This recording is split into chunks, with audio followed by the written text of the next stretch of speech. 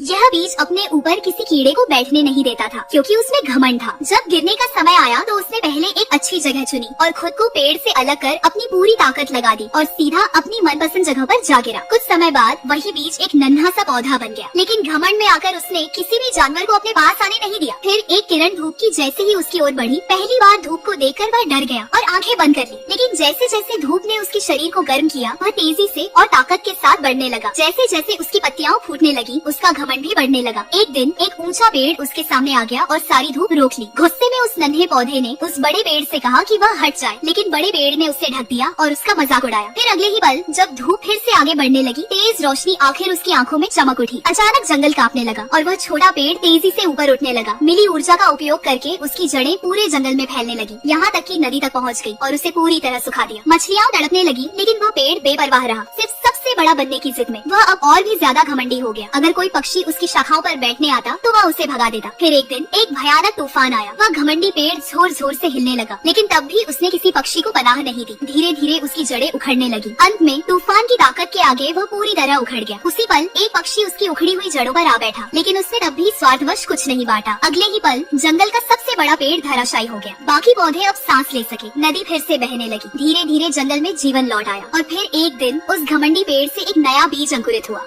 ऐसे ही मजेदार वीडियो देखने के लिए सब्सक्राइब करें।